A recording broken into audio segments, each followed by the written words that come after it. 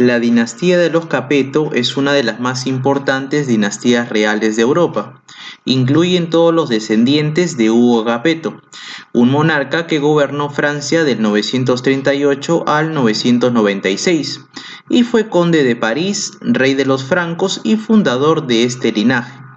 Actualmente podemos decir que el rey de España y el gran duque de Luxemburgo son los únicos monarcas europeos pertenecientes a esta dinastía, pero a través de otra rama llamada la rama borbónica o de los Borbones.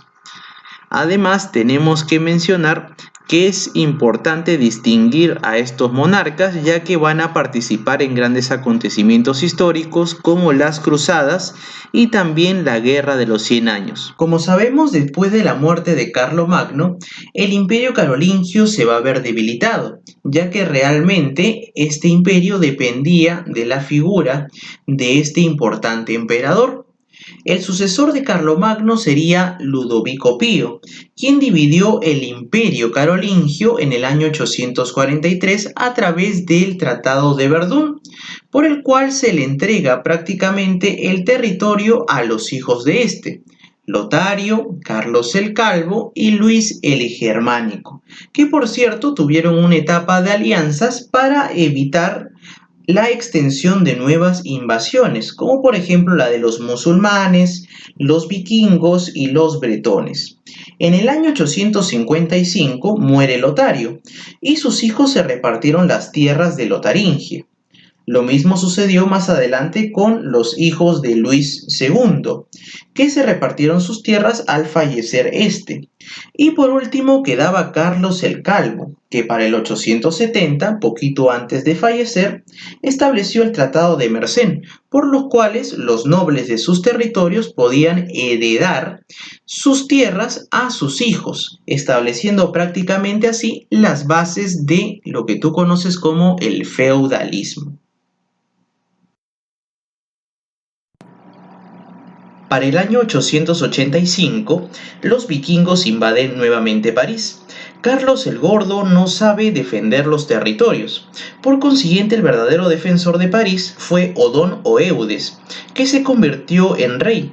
Recordemos que Eudes fue el conde de París y que, por cierto, el conde pertenecía a la familia de los Robertinos y una de sus ramas serían los Capetos, llamados así por proteger la reliquia de la capa de San Martín de Tours. Para el año 893 se coronó rey Carlos III el Simple, que en realidad gobernó recién en el 898 después de la muerte de Eudes, y que por cierto se estableció cierta paz con los vikingos en este periodo.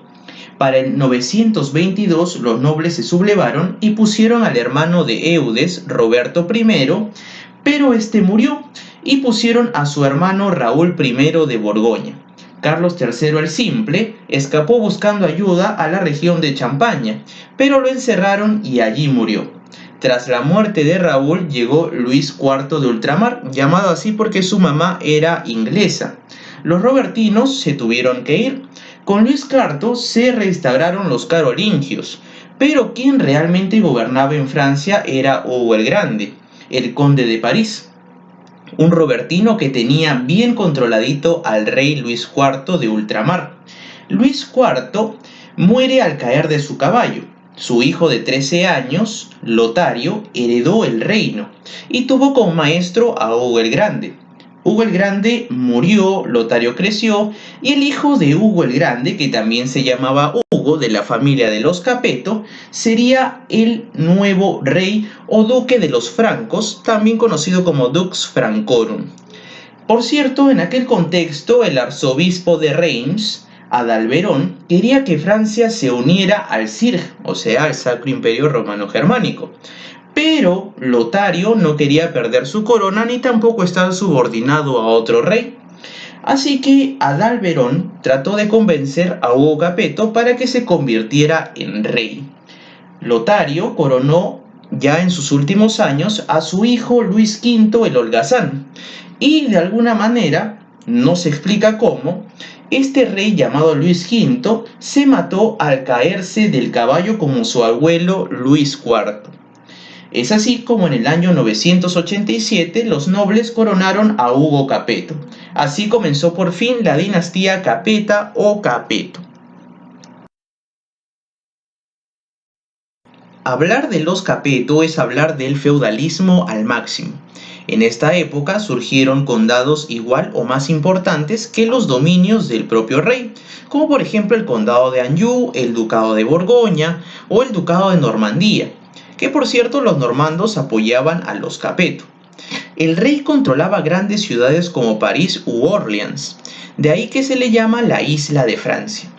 Los nobles empezaron a construir los primeros grandes castillos de piedra, reemplazando a los de madera, y contrataron militares con caballos y armaduras, dando origen a los caballeros medievales, que vendrían a ser nobles de baja categoría. Los primeros años de Hugo Capeto fueron difíciles porque existían nobles rebeldes que no querían rendirle fidelidad, como Eudes I de Blois y Egberto IV de Vermandois. Para el año 996 muere Hugo Capeto y su hijo Roberto II el Piadoso se casó con la mujer del enemigo de su papá, Berta de Borgoña, mujer justamente de Eudes I de Blois.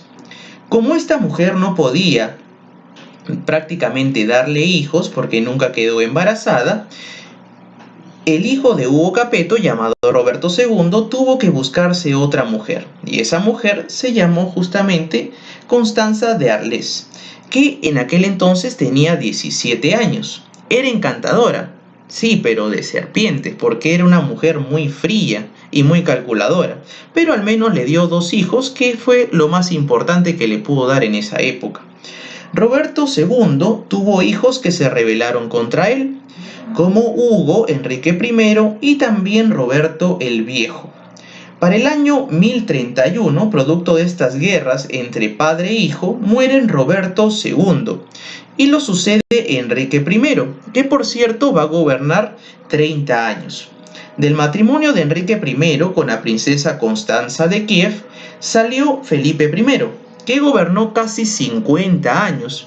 Y tú dirás, bueno, este rey ha debido de ser, uno de los máximos gobernantes, porque para gobernar 50 años ha tenido que tener mucha capacidad, pero en realidad no fue así. Es más, los Capeto entraron en decadencia, porque los nobles tenían incluso más poder que el propio rey. A finales de su gobierno tendría lugar la primera cruzada para recuperar Tierra Santa. Felipe I llegó al trono de muy pequeño y el gobierno se le encargó al duque de Flandes, Balduino V, que actuaría como un regente. Felipe, al crecer, aumentó sus dominios reales, pero cometió el error de hacer enfurecer al Papa Gregorio VII por raptar y casarse con una mujer cuando todavía él se encontraba casado.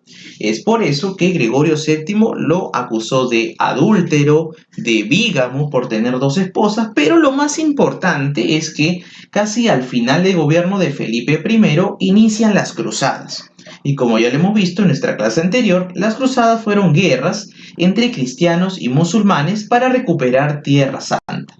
Producto del matrimonio de Felipe I y Berta de Holanda, nace Luis VI, apodado el Gordo.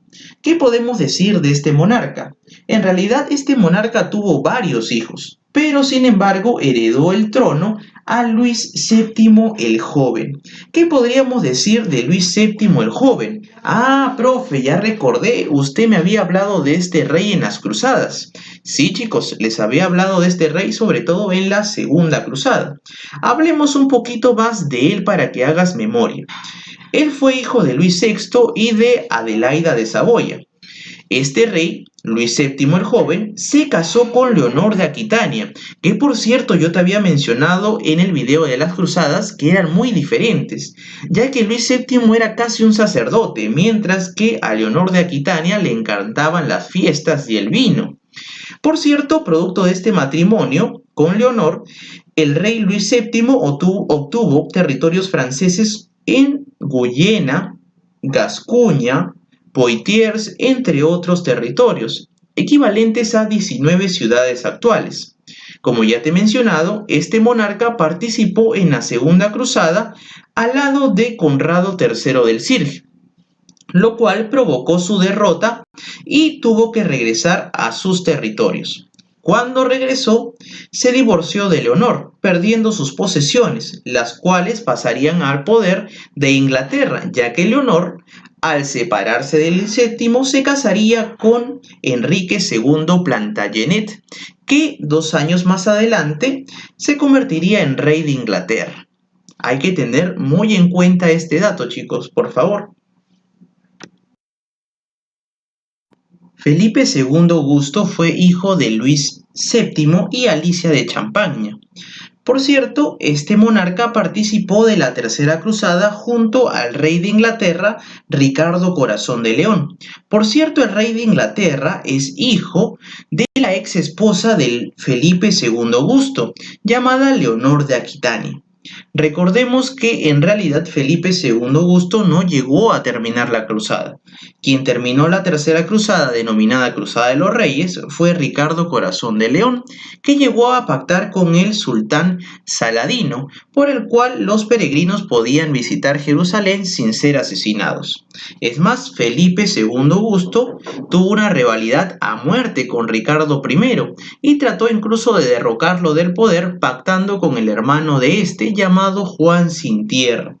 Además, tenemos que mencionar que Felipe II fue el primero en titularse como rey de Francia, en vez de rey de los francos. Felipe II Augusto e Isabel de Hainaut van a tener un hijo llamado Luis VIII de León, de quien en realidad no hay muchos datos relevantes, así que lo vamos a pasar de largo nomás. Luis IX o San Luis fue hijo de Luis VIII y de Blanca de Castilla. Tuvo que enfrentarse a Enrique III de Inglaterra, a quien venció en Tyburn en 1242, firmando luego el Tratado de París en el 1259, lo que trajo paz con Inglaterra y se prolongó por todo su reinado. Gracias a este tratado, confirmó sus conquistas de Anjou, Turena y Maine, conservando solamente el monarca inglés la Guyena. Luis IX fue el último monarca europeo que emprenderá camino a las cruzadas contra los musulmanes. La primera vez, o sea, la séptima cruzada, se desarrolló entre 1248 y 1256. Además, los franceses, junto a su rey, cayeron prisioneros de sus enemigos y solo se salvaron pagando un fuerte rescate. La octava cruzada, en 1270, llevó a San Luis frente a Túnez, ciudad a la que puso en sitio. La expedición fue completamente un desastre y buena parte del ejército fue atacado por la peste, al igual que el propio San Luis, que murió en esta ciudad en el año 1270. Luego pasamos a Felipe III el Atrevido, que sería hijo de Luis IX y de Margarita de Provenza, en el cual no tenemos datos relevantes por mencionar y vamos a pasar a su sucesor. Felipe IV el Hermoso fue hijo de Felipe III e Isabel de Aragón. Dio nacimiento a los Estados Generales de Francia, que eran una asamblea que reunían a los distintos estamentos o clases sociales de Francia. Además, Felipe IV el Hermoso persiguió a los templarios, una orden religioso-militar que peleó en las cruzadas. ¿Por qué los persiguió? Fácil, chicos, porque los acusó de herejes y además los culpó de que, debido a ellos, los europeos perdieron los territorios que tenían en el Asia próxima. Por consiguiente, los templarios prácticamente desaparecieron. Al rey Felipe IV le sucedieron los breves reinados de su hijo mayor, Luis X, apodado el Obstinado, y el hijo de este, Juan I el Póstumo, como estamos viendo en pantalla. Al agotarse la descendencia masculina, pasó la sucesión a los otros dos hijos varones de Felipe IV, Felipe V el Largo y Carlos IV el Hermoso. Al morir este último, sin dejar hijos masculinos, puede darse prácticamente desaparecida la casa de los Capeto. Se impuso el principio de sucesión en los varones, pasando la corona de Francia a Felipe VI de Valois o Valois. representante de una rama secundaria de la familia. Además, tengo que darte un dato importantísimo. Felipe IV tenía una hija llamada Isabel y ella se casó con el rey de Inglaterra llamado Eduardo II. Ellos tuvieron un hijo llamado Eduardo III. Cuando los tíos de Eduardo III fallecen, este se siente con el derecho de reclamar el trono de Francia debido a su madre.